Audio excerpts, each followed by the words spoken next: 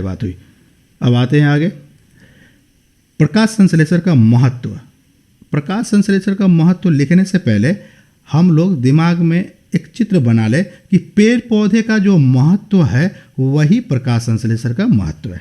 ठीक है, तो अब देखें पेड़ पौधे का क्या महत्व है, तो हमको लिखना आसान होगा और याद रखना भी आसान होगा। फिर भी हम इसका एक ट्रिक्स दे हैं जिसे याद कर लेने से आपको पॉइंट टू पॉइंट लिख पाएंगे कि प्रकाश संश्लेषण के महत्व में क्या लिखना है। बहुत सरलता से वो ट्रिक याद भी हो जाएगा।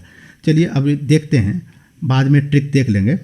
तो सबसे पहला, पेड़ पौधे जो प्रकाश संश्लेषण की क्रिया करती है उससे भोजन बनाता है, अर्थात प्रकाश संश्लेषण क्रिया भोजन के प्राप्ति का स्रोत है। जैसे देख रहे हैं यहाँ फिगर में विभिन्न तरह के फल, वो प्रकाश संश्लेषण का देन है और वो हमारे लिए भोजन है। तो प्रकाश संश्लेषण से भोजन बनता है, यानी भोजन निर्माण करने में प्रकाश संश्लेषण महत्वपूर्ण भूमिका निभाती है। दूसरी है, प्रकाश संश्लेषण के फलस्वरूप ऊर्जा परिवर्तन होता है। बोले थे कि थोड़ी देर बाद हम बताएंगे कि सूर्य का प्रकाशीय ऊर्जा या विकिरण ऊर्जा हम प्राणी शरीर में डायरेक्ट ग्रहण नहीं कर सकते हैं और होना भी नहीं चाहिए। अगर डायरेक्ट प्रकाशीय ऊर्जा विकिरण ऊर्जा हमारे शरीर में प्रवेश कर जाए तो बहुत सारे रोग पैदा होगा। इस प्रकाशीय ऊर्जा को हमें भी ज़रूरत है, इस विकिरण ऊर्जा को हमें भी ज़रूरत है। सूर्य की रोशनी भले किसकी ज़रूरत नहीं है, क्योंकि उसी से तो हमें ऊर्जा मिलती है, एनर्जी मिलता है।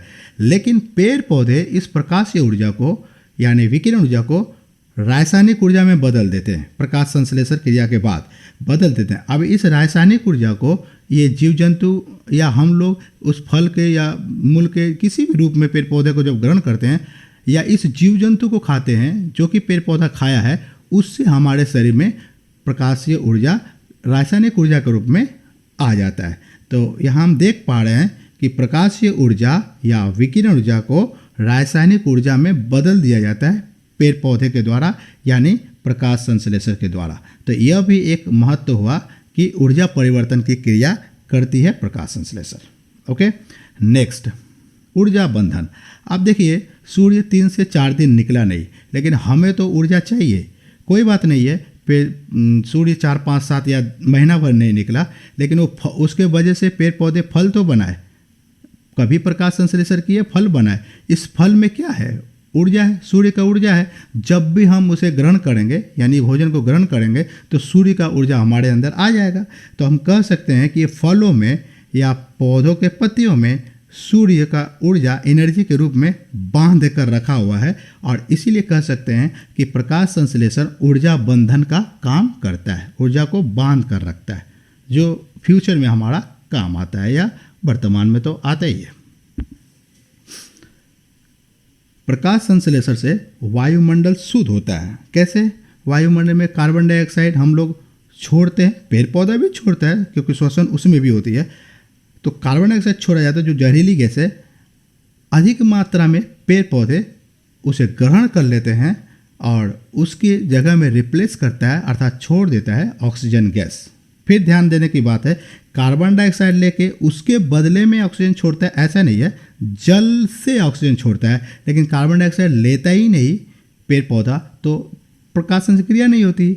तो हम देख सकते हैं कि कार्बन डाइऑक्साइड को लेता जरूर है लेकिन ऑक्सीजन छोड़ता है जिसका स्रोत जल है। तो वायु को शुद्ध करता है, एक तरह से वायुमंडल को संतुलित करता है। वायुमंडल में ऑक्सीजन और कार्बन डाइऑक्साइड का संतुलन का काम पेड़ पौधे का प्रकाश संश्लेषण की क्रिया करती है।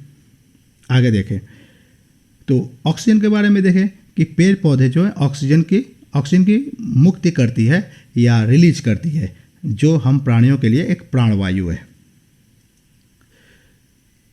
ये देख सकते हैं कि पेड़ पौधा अगर नहीं होता, यूँ कहे कि प्रकाश संश्लेषण की क्रिया अगर नहीं होती तो हम मनुष्य का इस धरती पर कोई अस्तित्व नहीं होता।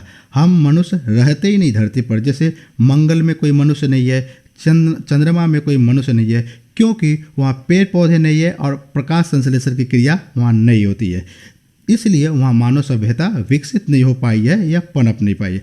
लेकिन हमारे धरती में पेड़ पौधे हैं, प्रकाश की क्रिया होते हैं, उससे हमें भोजन प्राप्त मिलता है और साथ ही साथ उनके चीज़ों से, पेड़ पौधा के चीज़ों से हम कपड़े बनाते हैं, ऑक्सीजन प्राप्त करते हैं, भोजन तो पाते ही हैं, दवाइयाँ भी पाते हैं हमारे जीवन की जितनी भी आवश्यकताएं हैं, यहाँ तक कि दवाइयाँ, वो सभी पेड़ पौधों से हमें मिलता है। तो हम मानव सभ्यता का विकास के पीछे प्रकाश संश्लेषण का ही सबसे बड़ा हाथ है। तो हम कह सकते हैं कि मानव सभ्यता के विकास में प्रकाश संश्लेषण बहुत महत्वपूर्ण भूमिका निभाया है।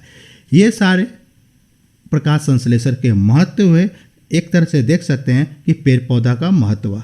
अब इसको ट्रिक्स के माध्यम से याद रखेंगे, ठीक है। ट्रिक्स के माध्यम से इंपॉर्टेंस ऑफ फोटोसिंथेसिस कैसे याद रखेंगे, अर्थात प्रकाश संश्लेषण का महत्व।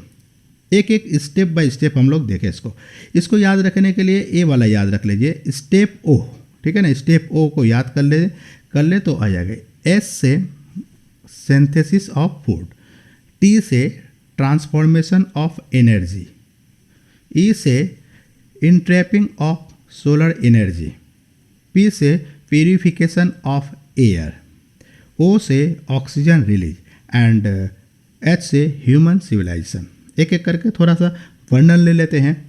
सिंथेसिस ऑफ फूड, भोजन का निर्माण। पीछे हम लोग स्लाइड में देखे कि प्रकाश संश्लेषण क्रिया के फलस्वरूप ग्लूकोज जातीय भोजन बनता है, फल फूल जो देखे बनता है। तो एक क्वेश्चन यहाँ से ही बनता है कि प्रकाश संश्लेषण को भोजन निर्माणकारी क्रिया क्यों कहते हैं। आगे के स्लाइड में हम लोग देखेंगे, तो आप यहाँ समझ के रखें। ट्रांसफॉर्मेशन ऑफ एनर्जी, ऊर्जा का परिवर्तन। देखे थे कि सौर ऊर्जा या विकिरण ऊर्जा या प्रकाशीय ऊर्जा, है ना, या जिसको अंग्रेजी में रेडिएंट एनर्जी बोलते हैं, वो चीज़ों को पौधे ले लेते हैं, रेडिएंट एनर्जी को लेते हैं और उसको रासायनिक ऊर्जा में बदल देते हैं। तो ऊर्जा परिवर्तन करने की क्रिया का काम आपका प्रकाश संश्लेषण करता है, इसलिए प्रकाश संश्लेषण को ऊर्जा परिवर्तन करने वाली क्रिया भी कहते हैं। ये भी क्वेश्चन बनेगा कि प्रकाश संश्लेषण को ऊर्जा परिवर्तन करने वाली क्रिया क्यों कहते हैं।